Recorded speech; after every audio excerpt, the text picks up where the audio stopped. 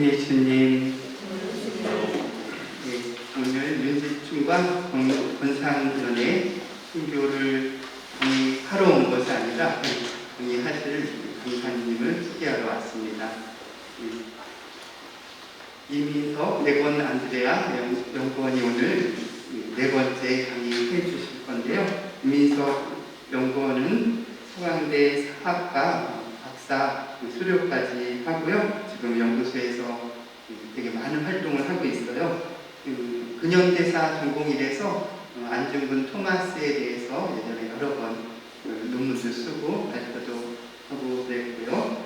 또 최근에는 메리널의 스위니 신부님이 한센이 나병 환자들을 위해서 일제시대 때 얼마나 많이 노력했는가를 주제로 해서 일제시대 이후에까지도 활동했던 것으로 연구 논문을 썼고요. 지금 메리놀회 중심으로 메리놀회 선교사들 활동 중심으로 또 학위 논문을 준비하고 있습니다. 제가 시작기도 하고 나서 이민석 네건 안드레아 선생님을 이 자리에 모시도록 하겠습니다. 성부와 성자와 성령의 이름으로 아멘. 하늘에 계신 우리 아버지의 이름이 거룩히 빛나시며 아버지의 나라가 오시며 아버지의 뜻이 하늘에서와 같이 땅에서도 이루어지소서. 오늘 저희에게 일용할 양식을 주시고 저희에게 잘못한 일을 저희가 용서하오니 저희 죄를 용서하시고 저희를 유혹에 빠지지 않게 하시고 악에서 구하소서. 아멘. 성부와 성자와 성령의 이름으로 아멘. 윤지충 권상연 순교복자 바로 우리 곁에 얼마 전에 오셨잖아요. 그 유해 복자의 거룩한 유해가 우리 곁에 왔는데 그렇게 중요한 강의 김대건 희년을 지내는 올해의 네건 안드레아 이민석 선생님이 강의를 해주시겠습니다. 네, 지금 올라오시겠어요? 네, 이민석 선생님 환영해 주세요.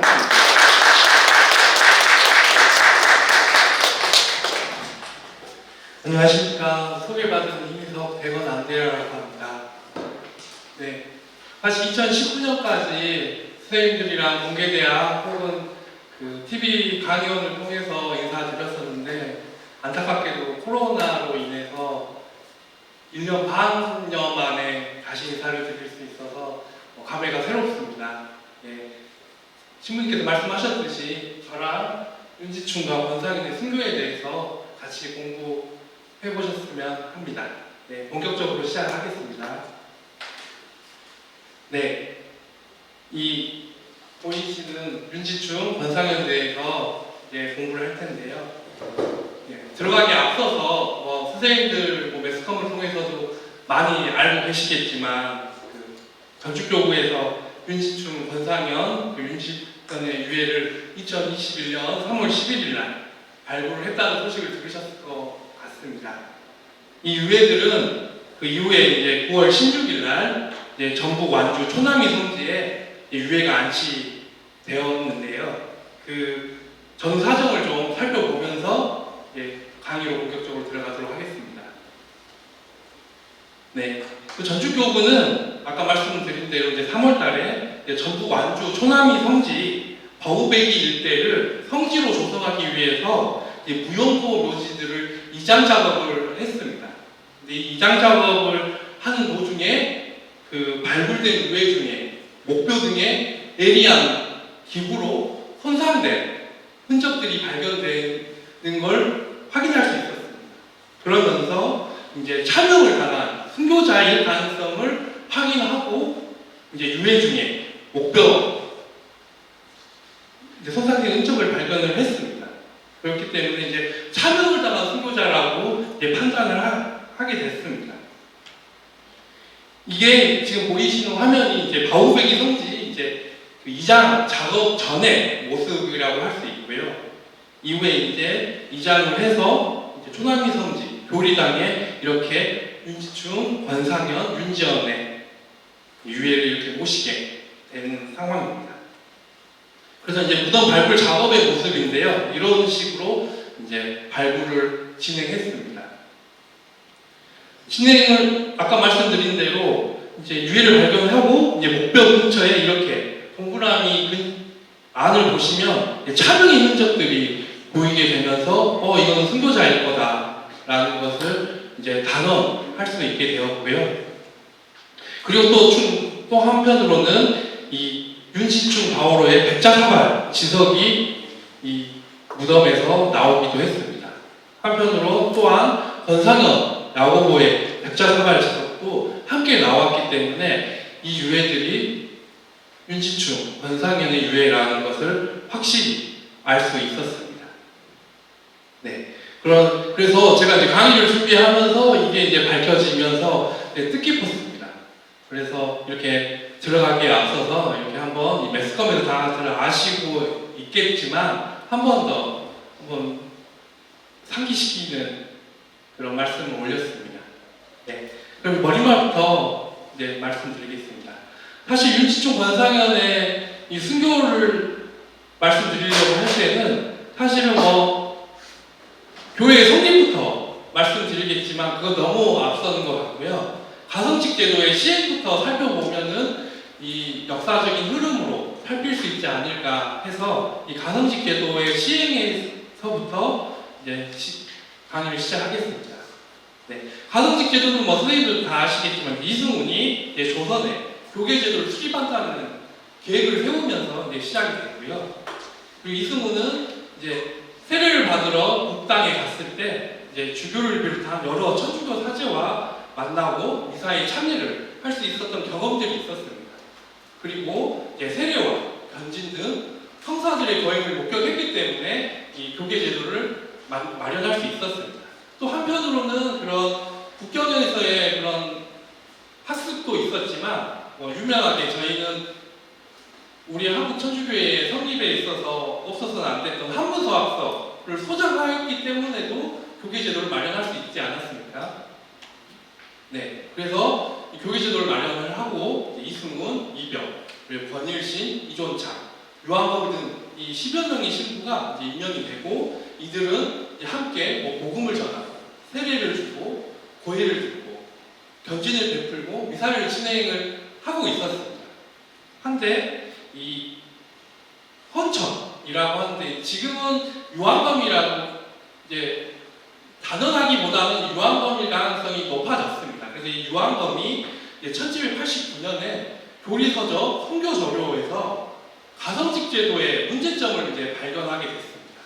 그래서 이것이 무엇이냐 하면 이제 스스로 사죄로 선출된 것이 과연 유효한가에 대한 의구심을 갖게 됐고 이 의구심을 풀기 위해서 이제 1789년에 이제 국경주교 구베아 주교에게 이 가성직 제도의 문제점을 문의하게 됐습니다. 그리고 이제 그 연장선상에서 그 다음해인 이제 1790년에도 청나라 권흉제 8순을 축하하는 이제 연행사 파견 때 조상 제사를 문의하기에 이르릅니다. 그렇기 때문에 이제 가성직 제도부터 제가 말씀을 드린 게 그 연유입니다.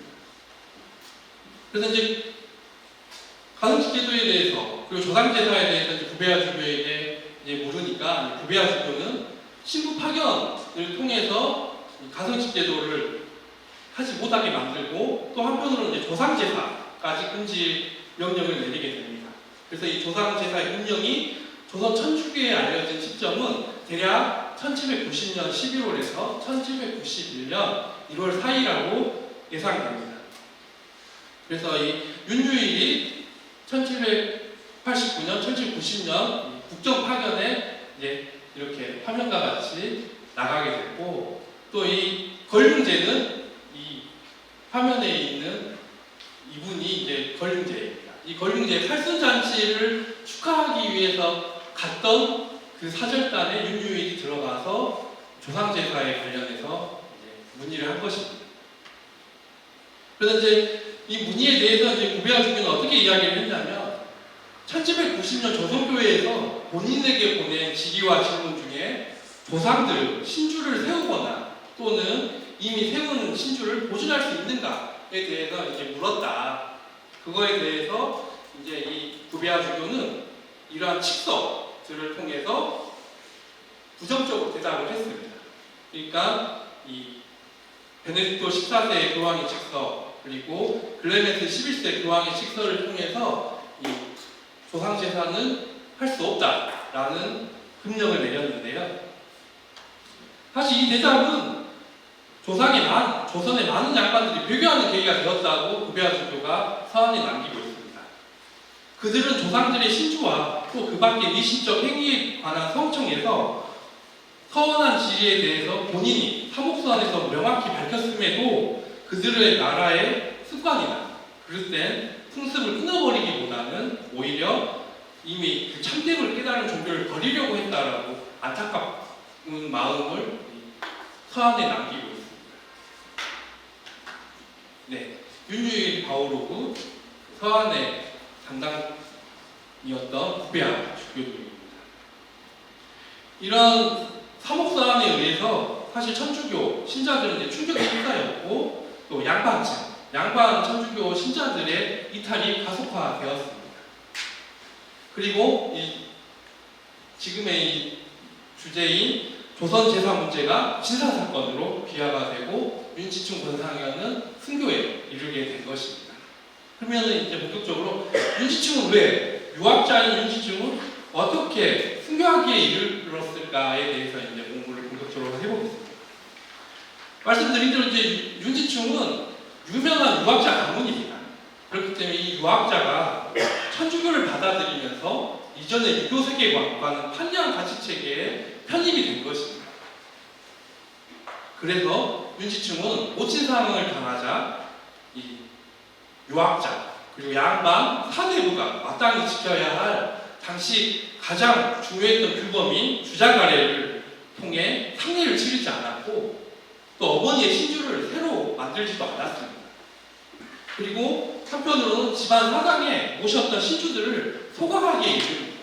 그래서 방금 제가 말씀드린 걸 이제 한자로 표현하면 이제 폐제문주라고 할 수 있는데요. 그렇다면 이 윤지충의 폐제문주는 어떻게 일어났을까 해보면 계속 강조하는 기존의 유교 지배 질서를 완전히 부정했기 때문입니다. 그리고 이 부정함과 동시에 천주교의 가르침을 진리로 받아들였기 때문에 이 윤지충의 순교는 가능했다고 할 수 있습니다. 윤지충은 그럼 누구일까? 선생님들 워낙 공부도 많이 하셨기 때문에 다 아시겠지만 이 호남의 진산이라는 곳에서 기거하고 있었던 인물입니다. 또한 해남윤씨 가문으로 윤선조의 6대손이자 정약용 형제의 외조부였던 윤덕열의 친손자로 이 유명한 정약용 형제들과는 고종상초 시간이었습니다. 또한 그 호남의 사도였던 유한검과도 밀접한 관계인데요. 유한검의 어머니와 윤지충의 어머니가 친자매로서 이종사촌 시간이기도 합니다. 그리고 또 다른 주인공이었던 권상현도 윤지충의 외삼촌이었던 권세안의 아들이고 또한 윤지충과 함께 이 진산에 거주하던 인물입니다. 그럼 윤지충은 언제부터 천주교 신자가 되었을까? 이것부터 시작을 해야 될 것 같습니다.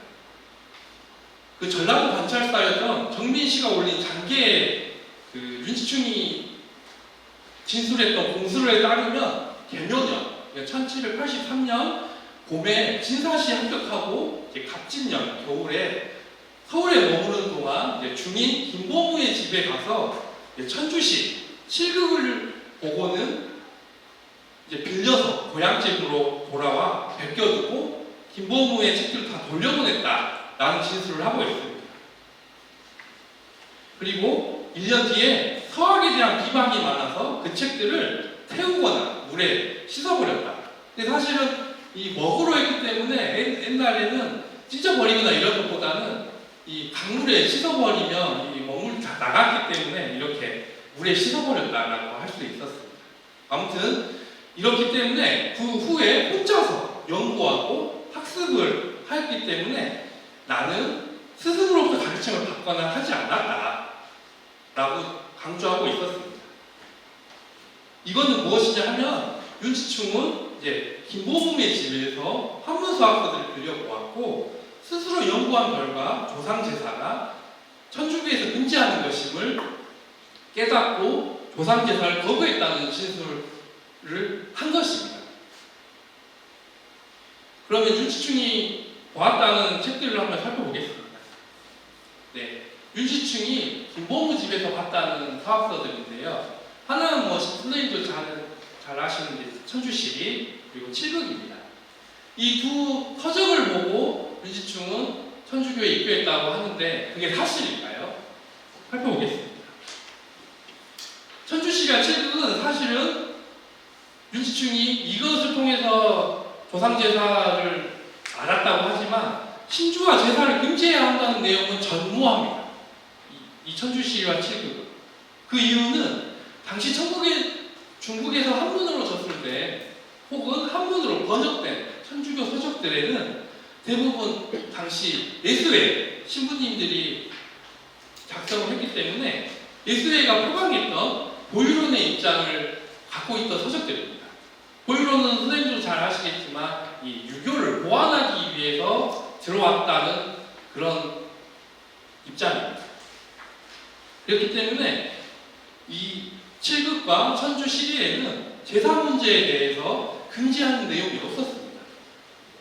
더군다나 이 마테오 리치의 천주 시리라는 것은 이 적응주의의 핵심성, 중국의 이 관습을 적응하겠다라는 그런 학문적인 입장에서 보급된 것이지 않습니까? 그렇기 때문에 보유역불, 네, 계속 말씀드리는 유교를 보좌하고 불교를 배척한다는 입장이기 때문에 굳이 조상제사를 금지한다는 이런 내용이 있을 수가 없습니다. 그렇다면 윤치충은 어떻게 입교를 하고 그랬을까요? 정약용이 자기의 형이었던 정약전 요지명에 따르면 이민년, 우리 형제, 즉 정약전 정약용은 유모, 즉 윤치충과 함께 봉은사에서 머물며 경위과를 준비하다가 15일 만에 돌아왔다라는 글을 요지명이 작성을 하게 됩니다. 즉 윤치충은 사실 칠극이나 천주시리 이전에 정약전을 통해서 천주교를 접했고 조선 천주교의 설립 후에는 정약전, 정약용 형제들을 통해서 신앙을 받아들이게 이르릅니다. 네, 접하고 이들 형제에 의해서 입교까지 하게 된 것입니다. 그럼 입교 시기는 대략 언제일까요? 이 가구리 주교님의 비만기에 따르면 1786년에 정약전에게 교리를 배우고 이수문에게 세례를 받았다고 하고 있습니다. 그렇다면 윤치충은 이 세례를 받고 천주교에 입교하고 그럼 유교사회의 근본적 질서에서 어떻게 이탈을 했을까? 왜 이탈했을까에 대해서 이제 그럼 그 다음 궁금증이 생기게 되는 것 같습니다. 어떻게 입교를 했다면 이제는 입교한 이후에 이 지배질서인 500년의 이 지배질서를 어떻게 깨뜨렸을까에 대한 궁금증으로 넘어가 보면은 1791년 당시 신내년 가을에 진상군 일대에는 괴상한 소문들이 퍼지고 있었습니다. 그 괴상한 소문이랑 사학하는 이 사학이라는 건 천주교죠. 이 천주교하는 사람 윤치충이 그 어미가 죽었는데도 상장에 예를 쓰지 않냐고 다만 효금만 쓰고 상복은 쓰지 않았으며 또한 조문도 받지 않더라 라는 소문들이 타다해졌습니다. 그리고 그 무리 권상인과 함께 신주를 불태우고 제사를 폐지하였다더라 이런 소문들이 진상군에 타다했습니다. 소문들이. 그러면서 이제 1791년 가을이죠. 10월에 이제 조선 조정회에서 사화부에서 천주약을 엄금하기를 청하는 상소들이 계속 올라옵니다. 네, 임금에게 사화부에서 천주학을 금지하라는 상소를 올립니다. 그러면서 이제 본격적으로 조선 조정에서는 이 조그마한 마을이었던 신산에서 일어났던 것을 논의하기 시작을 하는데요. 그 당시 정조실록 당시 정조 15년에 있었던 그 기사들을 한번 보겠습니다. 천주학은 바로 이치에 어긋난 이단으로서 세상을 현혹시키고 백성을 속이는 것 가운데 가장 심한 것이다. 연전의 조정에서 엄히 금지시킨 뒤에 그 뿌리가 영원히 끊어질 줄 알았으나 민간에는 남몰래 숭배하는 자들이 간혹 있다고 합니다. 라고 지금 상소를 하게 된 겁니다.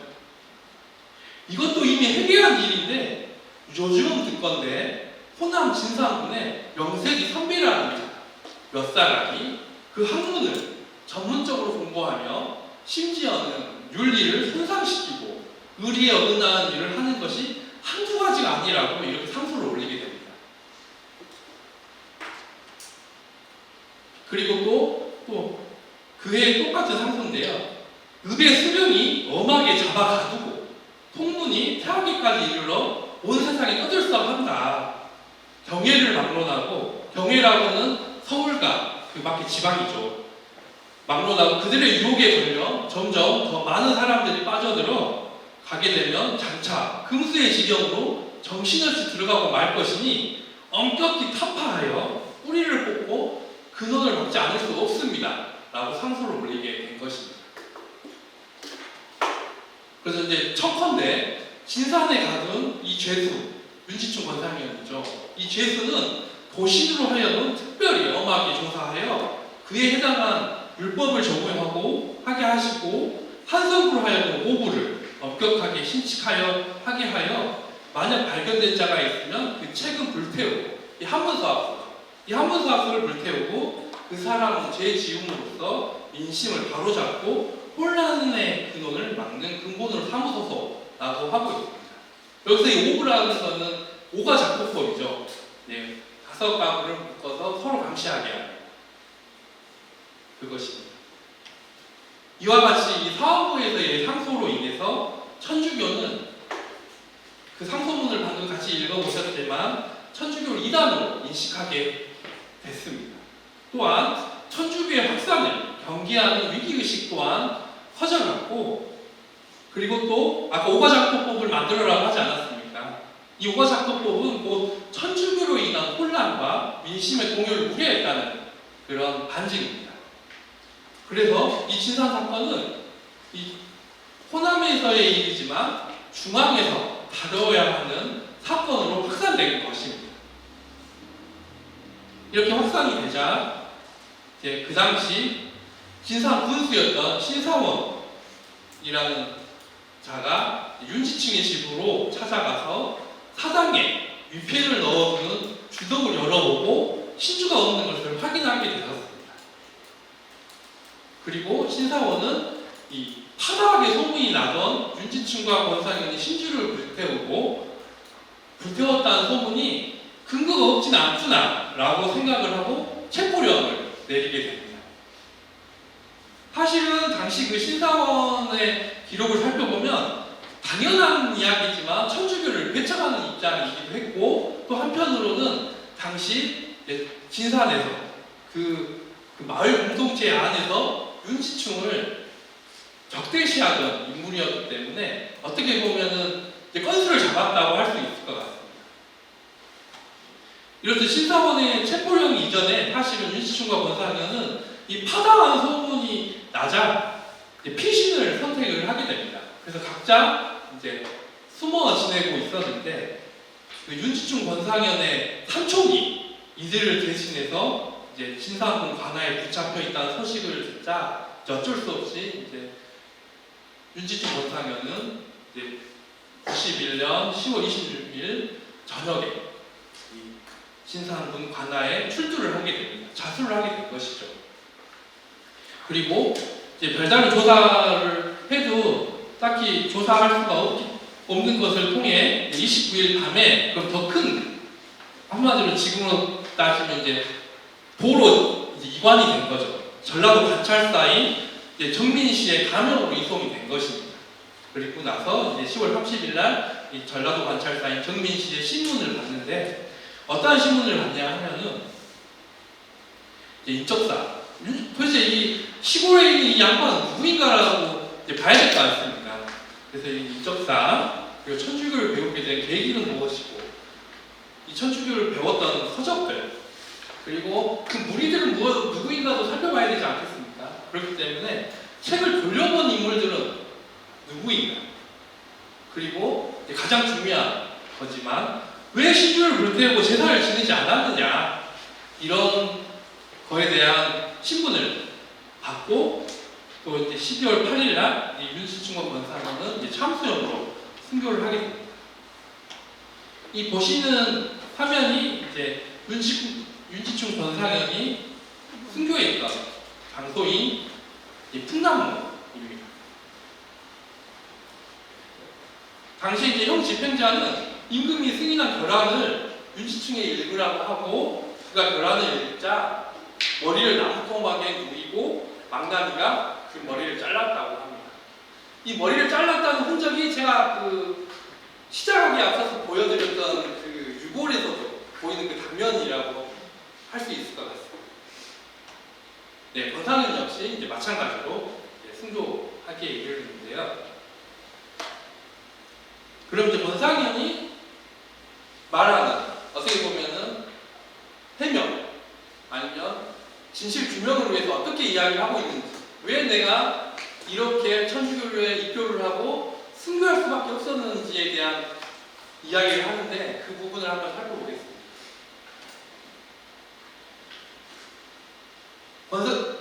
윤시충은 이렇게 말하고 있습니다.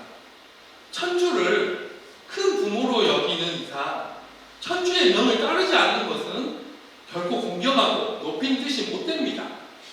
그런데 사대부 집안의 목주, 신주죠.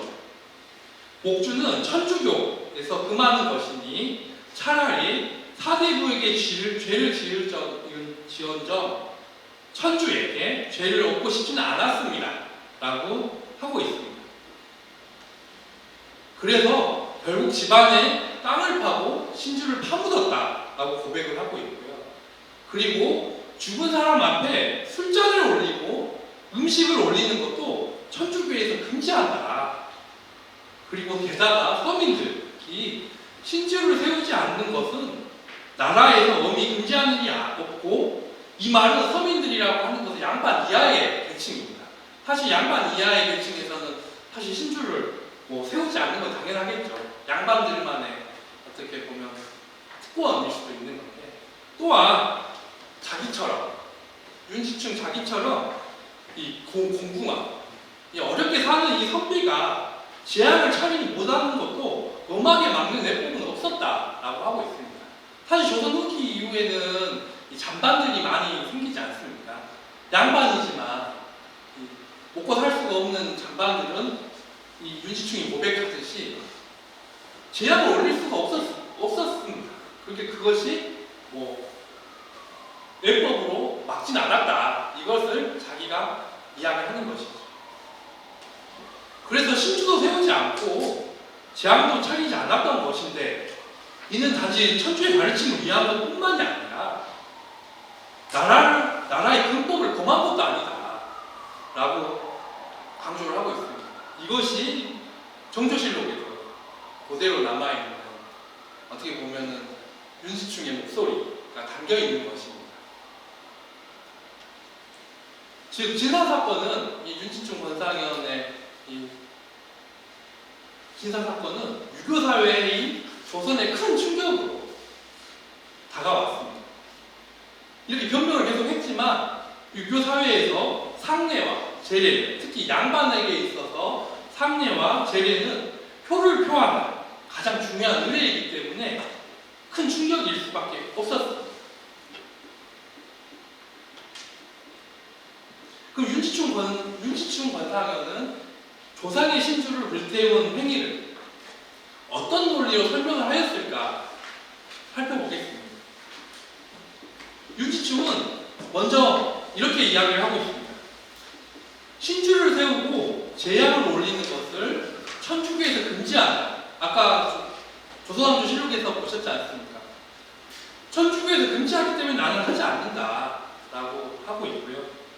또 일단 사람이 죽으면 그 영혼은 천당 아니면 지옥으로 가기 때문에 이 세상으로 돌아올 수 없다.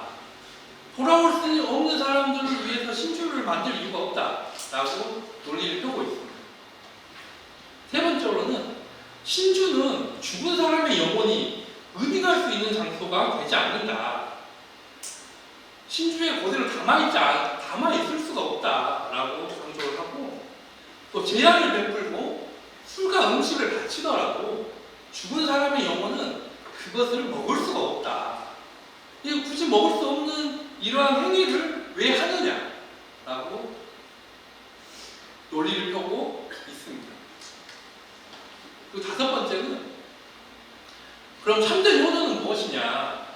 덕행, 스스로 덕을 쌓고 그 공로가 돌아가신 부모님에게 미치고 또 자신의 영혼을 기리도록 하는 것이다. 이게 그런 신주의 절하고 이런 것보다는 스스로 덕을 쌓고 하는 것이 더 낫다라고 강조하고 있습니다. 네, 이 다섯 가지의 이 주장을 요약해 보면 천주교의 영혼관념을 받아들였습니다. 네, 계속 나오고 있죠. 또 이게 입각하여 유교 삼례의 재앙과 신주를 거부하면서 그 대안이 되는 천주교 고유의 방식으로 죽은 조상을 기리고자 하고 있습니다.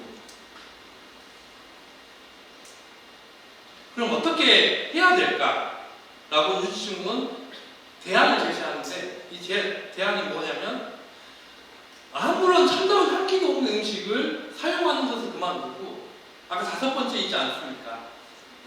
음식을 차리는 것을 그만두고 온 힘을 기울여서 덕행을 실천하여 그 효과가 돌아가신 부모님에게 미칠 수 있도록 하고, 동시에 우리 자신의 영혼을 기르는 것이야말로 참다운 길이요 바른 도리라고 하고 있습니다. 그리고 회제분주의 논리만을 강조하는 것이 아니라 이 논리에 대한 대응으로서 이렇게 행동을 하자라고까지 대안을 제시하고 있습니다. 즉, 방금 이 내용은 1991년에 윤수충의 변론서의 내용인데요. 참된 효도를 하려면 덕행을 실천하여 그 효과가 돌아가신 부모에게 미칠 수 있도록 해야 한다는 주장으로 볼 수 있습니다. 그럼 또 궁금해지는 게 또 있더라고요. 그러면 윤수충과 권상현만 이 제사를 거부하였을까로 파생이 되는데, 살펴보면 이제 제사 거부에 동참한 인물들은 여럿 있습니다. 유한검, 유관검 형제도 조상의 신주를 묘 옆에 파묻게 되거든요. 근데 이제 이들은 이제 진사 사건이 이제 파다하게 소문이 나자 신변의 위협을 느꼈는지 다시 신주를 파서 상자에 넣고 빈방에 안치해 두었다고 합니다. 이렇듯 윤수충 권상현만 해제 분주를 한 게 아니라는 것입니다. 또한 이제 유명한 순교자지만 정약종, 정철상 부자, 그리고 윤주층의 동생이 아까 같이 발굴되었던 윤지영, 그리고 꽤 유명하죠. 황사영, 그리고 이중배, 최창현, 최인철 등도 여기에 동참을 했다고 하고 있습니다. 그런데 이제 반면에 이승훈, 권일신, 권철신 이들은 조상제사의 금령이 내려지자 이를 거부하고 천주교에서 이탈을 하여 전통적인 유교사회로 복귀를 하는데요. 그럼 이제 진사사건의 정치사적 의미에 대해서 한번 살펴보도록 하겠습니다. 사실은 교회사에 있어서의 윤수충 권상현의 순교도 있지만, 그렇다면 이 윤수충 권상현이 조선 정치사회에서의 끼치는 의미는 무엇일까 또 살펴봐야 된다고 봅니다. 또 사실 교회사를 공부하면 할수록, 저는 이제 근대사를 공부하고 현대사를 공부하지만, 제가 신부님께서 소개해 주셨지만 제가 이제 메리노 레바른트 선교의 그런 선교 활동을 보지만, 이 메리노 레를 공부 공부하면 공부할수록 그 당시 일제 시기 일제와의 관계를 살펴보지 않을 수가 없었어요. 이렇듯 신사사건을 보려면 종교적인 입장에서만 볼 수 있는 것이 아니라 이 조선왕조 500년의 역사 안에서의 신사사건을 살펴봐야지만 더 뚜렷하게 이 사건이 어떻게 전개가 됐고 어떤 논리로 흐르는지를 알 수 있을 것 같습니다. 그렇기 때문에 조선왕조 실록에도 이 진사사건이 기록되지 않았겠습니다. 그만큼 정치사에서도 중요한 사건이라고 할 수 있을 것 같습니다. 또 선생님들은 뭐 천주교사에서의 진사사건을 보시겠지만 역사 학계에서도 특히 조선 후기 사회에 있어서도 이 진사사건을 뭐 종교사적 입장은 아니지만 많은 사람들이 연구를 했고 이 진사사건이 그 당시 정치사에 어떠한 영향을 끼쳤는지 파급되었는지도 살필 수 있는 연구들이 꽤나 있습니다. 아무튼 진사사건은 전라도에서 이 전라도 진산이라는 작은 곳에서 발생한 사건이지만 정치적 사건으로 비하가 됩니다. 그 이유를 보면은 머릿말에서 제가 잠깐 소개를 드렸지만 윤치충 권상현은 남인과 뗄래야 뗄 수가 없습니다. 그래서 말씀드렸지만 윤선제의 6대손으로서 명문가의 자손이고 이들은 남인과 혈연으로 묶여 있습니다. 그리고 권상현, 윤치충은 정약종과의 혈연으로 묶여 있고 또 정약용의 매형이 이승훈입니다. 또 황사영은 정약용의 조카이기도 하죠. 이렇듯 혈연 관계로 인해 윤치충과 권상현이 사학죄인으로 처벌을 받으며 정약용 등 결국 기호남인 그리고 남인의 영수 최재봉까지 그 관계 속에서 혐의를 받을 수밖에 없습니다. 그렇기 때문에 이 남인을 수세로 몰아가기 위한 정치사적 사건으로 파악을 해야 되는데 이러한 이 진사사건 이후에 이 정치사적 면에서의 신유박해는 제가 그 다음 강의가 소장신부님이고 그 다음 강의가 제가 신유박해 그리고 황사영 백서 사건 연달아 제가 강의를 진행을 하는데요. 이 진사사건의 정치사적 의미가 어떻게 보면 신유박해로 넘어가는데 이 신유박해 강의 때 이 정치사적 의미는 좀 더 강조해서 설명을 드리도록 하겠습니다. 계속 말씀드리지만 어떻게 보면은 남인의 영수였던 최재경까지 간다고 할 수 있다고 제가 말씀드리지 않았습니까?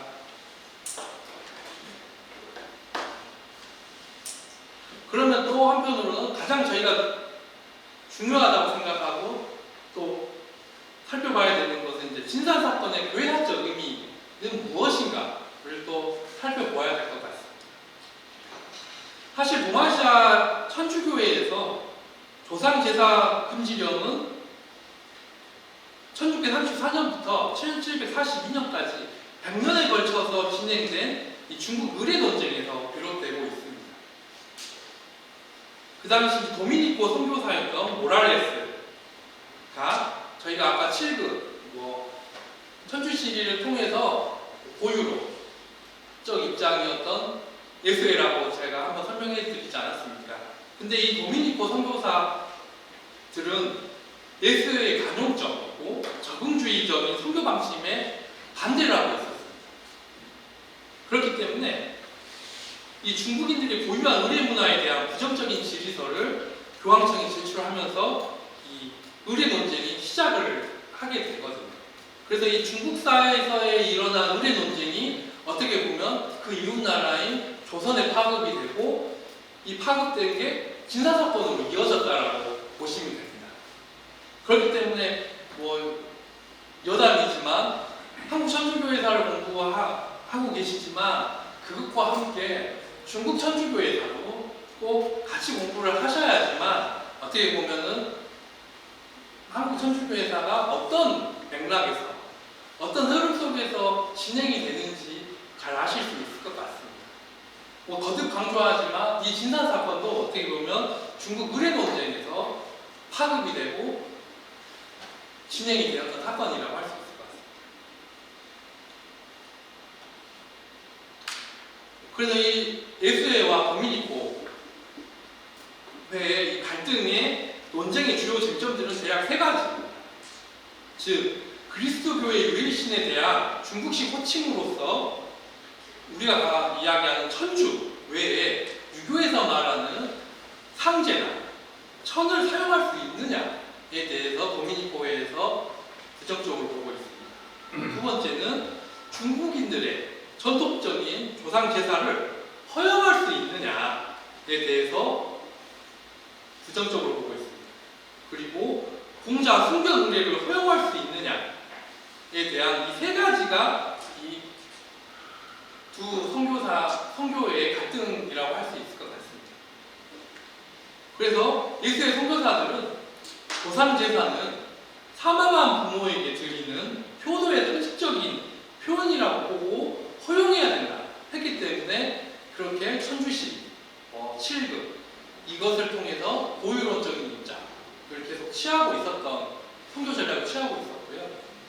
반면에 이제 프란치스코회 그리고 도미니코의 선교사들은 조상 제사가 선조를 신적인 존재로 섬기는 종교적 행위이기 때문에 우상 숭배에 해당한다라고 판단을 하여 금지하자고 강조하고 있습니다. 주장을 하고 있습니다. 이렇듯 중국 의례 논쟁은 아까 보셨듯이 약 100년 동안 진행을 하게 되는데요. 결국 이제 1715년에 교황 클레멘스 11세가 칙서 엑스레이다 디에라는 것을 통해 중국 의례에 대한 강경한 금지 조처를 내리고 베네딕토 14세도 이어서 반포를 하게 됩니다. 아까 이 칙서가 구베아 주교가 륜유일에게 이야기했던 그 칙서예요. 이 칙서들을 통해서 조상 제사 안 된다. 그리고 신주 모시지 말아라. 이렇게 했던 그것입니다. 그래서 중국 천주교회사가 한국 천주교회사에 이렇게 연결된다는 의미로 쓰이는 가장 중요한 칙서들이라고 할 수 있을 것 같습니다. 그래서 이 칙서들을 통해서 중국 의례에 대한 논의 자체를 금지하게 됩니다. 그리고 중국에서 활동하는 모든 선교사들에게 칙서 준수를 서약하도록 명하게 됐고, 그럼으로써 이제 18세기 중엽 이후로는 동아시아 천주교회에서는 조상제사를 우상숭배로 규정을 하고 천주교인들이 이를 행하거나 혹은 행해지는 장소에 참여하는 것 자체를 금지하기에 이르게 됩니다. 교황청의 최종적인 방침이 내려진 지 50년 뒤 계속 말씀드리는 조선 천주교회는 구베아 주교의 사목교서의 형태로 조상제사의 금지령을 하달받습니다. 그래서 이때부터 조상제사를 금지하기에 이르게 되는데, 지금 저희 제사 모시잖아요. 그럼 이 중국 의례에 대한 새로운 결정은 언제 바뀌느냐에 대해서 한번 살펴보도록 하겠습니다. 1930년대에 이르러서야 이제 교황청이 이 제사를 허락을 하는데요. 이 허락하는 계기가 있습니다. 그 일제 시기 일본 제국주의가 이제 신사참배를 하게 되는데요. 그 신사참배라고 하는 것은 사실 1930년대에 그 대륙 침략 그리고 본격적으로 군국주의화를 나아감에 있어서 그 일본을 비롯한 그들이 갖고 있는 식민지의 이 민족들을 단합하기 위해서, 그리고 천황 숭배를 위해서 이제 시작했던 것이 신사참배인데요. 이 신사참배 그리고 또 1930년대 32년에 일본이 만주국을 세우지 않습니까? 그리고 이제 만주국에서의 의례였던 석전의례에 대해서 이제 이것을 허락하느냐 마느냐에 교황청이 이제 갈림길에 서게 됩니다. 일본 제국주의의 이 신사참배에 의해서 어떻게 보면 조상제사가 허용이 됐다는 게 좀 아이러니한데요. 이 일제에 의해서 이제 예전보다 더 완화된 자세로 이를 종교 의례가 아니라 국민적인 의식의 일환으로 해석하자라고 바뀌게 된 것입니다. 어떻게 보면 신사참배도 이제 미신을 숭배하는 거고, 어떻게 보면 우상 숭배로 지금까지 계속 30년대 초반까지는 천주교에도 나갔지만 이제 30년대 후반에 이르러서 신사참배 그리고 만주국의 흑전의례를 허용하기에 이르면서 이 조상제사도 풀리게 되는 것입니다. 아무튼 이러한 조상제사가 불러온 기나긴 박해의 역사 속에서 그 첫머리를 장식한 인물이 바로 신사사건의 주역이었던 이 윤시충 권상이었다고 할 수 있을 것 같습니다. 강의가 이제 마쳤는데요. 좀 더 나아가서 이제 제가 다다음이 이제 신유박해인데요.